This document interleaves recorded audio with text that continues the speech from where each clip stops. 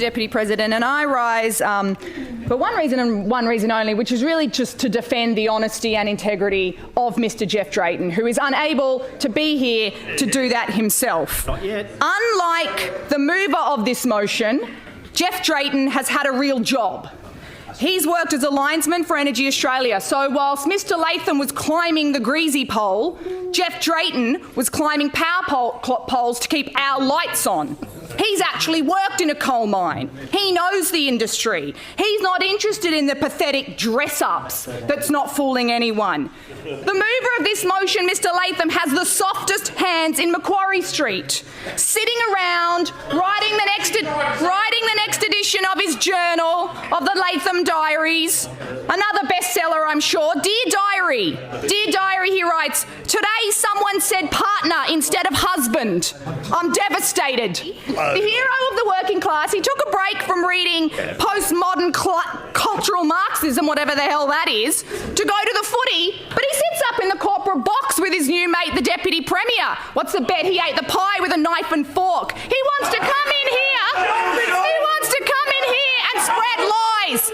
But of course, it shouldn't surprise me because this member has a history on picking on people who aren't able to defend themselves, like our overworked public school teachers, on grieving mothers like Rosie Batty, like young gay and lesbian kids, like 65-year-old swim teachers who were harangued and humiliated by this member at a public pool. The poor woman, visibly shaken, just happened to be Steve Waugh's mum. That's the character of the man launching this attack. Those are the types of people he targets. The classic bully. Too gutless to go after anyone other than people who can't defend himself. The mover of this motion is a loser and a failure. A failure as federal parliamentary Labor leader, a failure in the ALP, a failure in the Liberal Democrats, a failure as a media commentator. How do you even get sacked from Sky News? They'll put neo-Nazis on air. A couple of things I've got to say. The first thing is the volume is beyond belief. The second thing is you should actually be directing the comments through the chair. Apologies, Mr Deputy And the Chair. third thing is, it is actually disorderly if you're getting to the point of describing the people in a person in some of the ways you have. So, look, he hasn't taken exception, but there is a standard to maintain. So, is there really? Rose joins us now. Welcome to the Ange Rob and Robbo Show, Rose. Hey, great to be here. I love that. There's a standard to maintain. This is the same Parliament House that's been going crazy over recent weeks. That's right. Yeah, I mean, this is the same Parliament House where recently a member was forced to resign after sexting in the chamber. So, sure, Now, look, you went viral on Twitter. People love this speech. It was just extraordinary. We heard the Deputy Chair describe your behaviour as disorderly and the volume as beyond belief. I can tell you don't agree with that criticism. Yeah. No. I mean, I think if anyone was being disorderly, it was Mark Latham. I'm loud, but I'm loud and proud. They've got a lot to say. So it's going to take more than that for them to shut me up. Look, talking of being loud, I know the feeling. It's something I have to deal with all the time. What was refreshing, and the reason I asked you to come on the show was because it's refreshing to see a politician stand up for someone else, not just themselves. And we've seen Mark Latham, who's an interesting character from the point of view where he came from the Labor Party, and you called him out over that. Do you worry about a backlash from him and his supporters? He's a tough player in the political arena.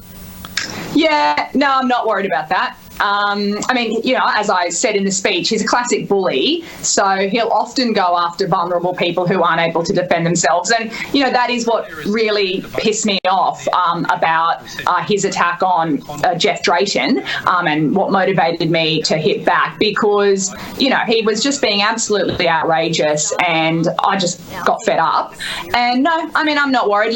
Him and his troll mates can come after me if they want, but, I feel feel completely confident in, pushing back on him. And I think in a way the community reaction, the public reaction to that shows that, people are fed up with him and his behaviour. And I reckon just as I had Jeff's back, there'd be a lot of people who had my back if he decided to do that. I've got to ask, now you've had so much success with this little rant, and I'm used to a rant myself, will we be seeing any more? Look, I do love a good rant, so I certainly can't rule it out. I mean, look, in general, we try and ignore Mark. Like when someone's bullying my daughter at school, the first thing you say is just ignore them.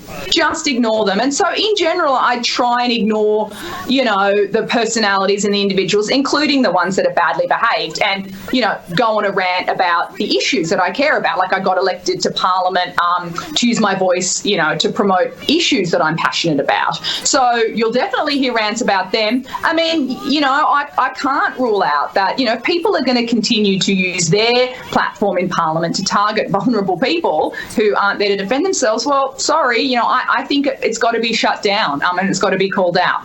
Yeah, I love that. And you seem to me someone who practices what they preach, and you're really looking to do the right thing. What I do want to ask you about is the extraordinary scenes we've seen in the upper house in New South Wales recently. The new president of the chamber lasted 90 minutes and it was just chaos. What the hell? For those of us who don't follow New South Wales upper house politics all that closely, what the hell is going on? Oh, look, it's just embarrassing. We have a bicameral system in New South Wales. So we have the lower house, which obviously the government controls. That's where Premier Gladys Berejiklian sits. And then we have an upper house. The government does not control the upper house. Like it just straight up does not have the numbers there. It's got a sizable block, but it doesn't control the upper house. And it decided that despite that, it was going to pick who the president was. It just doesn't work like that. Like if you don't have the support in that chamber, you don't control who the president of that chamber is. It should be a pretty basic concept, I would have thought. But they just kind of wouldn't accept it, and they just kept insisting and insisting and insisting that it was their choice and their right. And the majority of members kept saying, no, it doesn't work like that. And this sort of culminated, as you said, in them seizing the chair in a way, demanding that their candidate be the president, and then completely predictably the rest of the chamber moved a no confidence motion in that person because we didn't have confidence in them to do the job. We made that very clear. It was a coup. It was literally a coup. I have not seen scenes like that. It was amazing. It was ridiculous. We don't get a lot of attention in the New South Wales Legislative Council, and sometimes when there's antics like that go on, I'm sort of glad that we don't. And it was just interesting that another Liberal MP was voted as president. So that tells you everything. And because we've been making clear that we, wanted to try and, work with everyone.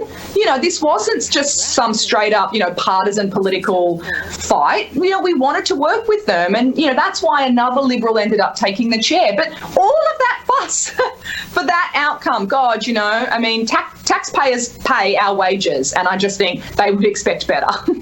Well, Rose, I think you are a firecracker, and I'm really intrigued to follow your career now. You're on the stage, you've been noticed. I hope you'll join us again on the Ange, Rob and Robbo show. Thanks for your time tonight. I'd love to. Thanks so much.